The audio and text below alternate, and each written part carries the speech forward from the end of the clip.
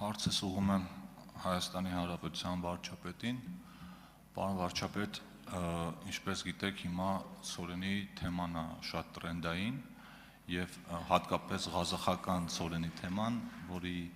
հետևանքով մեր շատ ընդդիմադիր գործընկերներ դարձել են արդեն ցորենի մասնագետներ ու տարբերում են, որ կարգի ցորենը ինչի համար է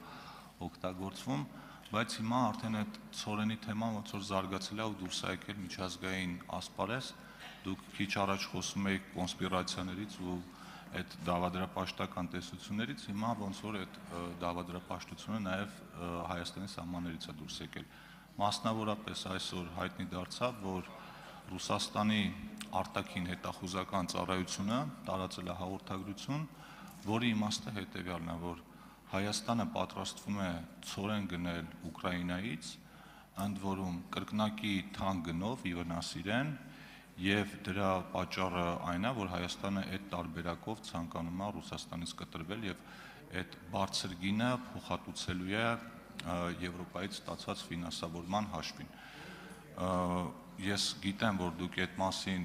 լրագրողների հետ զրույցում խոսել եք, բայց դրանից հետո նաեւ այլ զարգացում տեղի ունեցավ։ Ռուսաստանի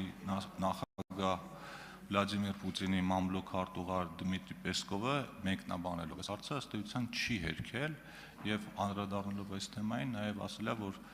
որպես կանոն արտաքին հետախուզական ծառայության հայտարարությունները մերկապարանոց չեն լինում։ Ես ձեզ կխնդրեմ այս երկու հայտարարություններն էլ մեկնաբանել։ Հարցին կպատասխանի Հայաստանի Հանրապետության վարչապետ Նիկոլ Փաշինյանը, համեցեք պարոն վարչապետ։ Շնորհակալ եմ հարցի համար։ Նախ իսկական այդ ղազախական ցորենի հետ ինչ է կատարվում։ Ինչ է կատարվում, ուղղակի որ նայես ոնց որ բանը լինի։ Չէ, կոնսպիրացիա չէ, այդ ոնց որ բանի սցենարիստները գրելիս լինեն օպերացիա ի կամ շուրիկի նոր արկածները։ Լսեք հարգիններս, կա ապրանք։ Ես հələ եկեք մոռանանք ընդհանրապես, ուրեմն ցանկացած ցորեն ինքը շուկայական ապրանք է։ Ես հələ չեմ այդքան բան անում։ Կա ապրանք, կա ցորեն ապրանք, կա, չգիտեմ, 1000 ու մի ապրանք, կա առաջին, երկրորդ, երրորդ, չորրորդ, 5-րդ, 6-րդ, 80-րդ, 90-րդ տեսակի ապրանք, ինքը ունի գին։ Ինքը ունի գին։ Եվ ինքը ունի լոգիստիկա։ Հիմա նոր ճանապարհով X ապրանքը A կետից եկել է հասել B կետը։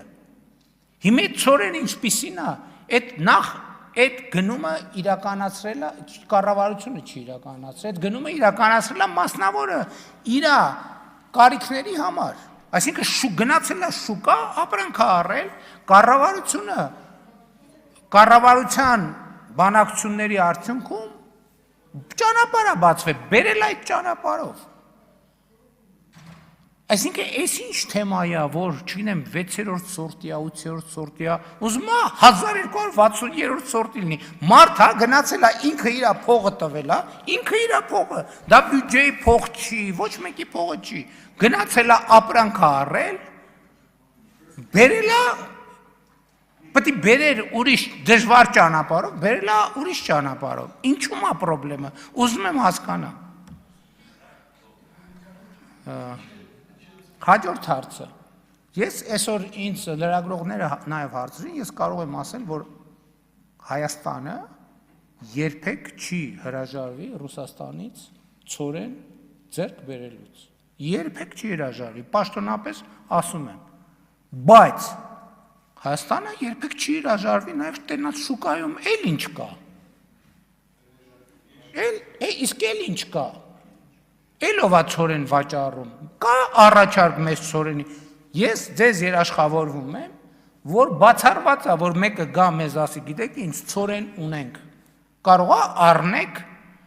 մենք ականջներս փակենք ու վազելով փախնենք այդտեղից։ Չի լինելու այդպիսի բան։ Եվ այսօր ես չեմ ուզում թաքցնել, մեր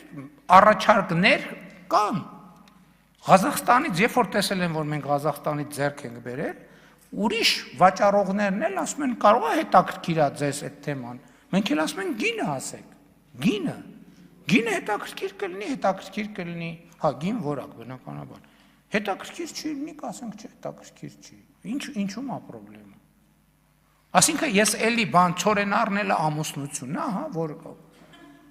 էլի մենք այդ ռեժիմը ես չեմ հասկանում, որ բանը տերես ворթյակա, տերես հնազանդ է, տենց հարաբերություն չկա, մենք ծորենի առևտրի մեջ ոչ մեկի հետ նույնիսկ եզրասի օրհնությամբ տենց հարաբերության չենք մտել։ Ինչու՞մ է խնդրեմ, ես տենց է չեմ կարող հասկանում։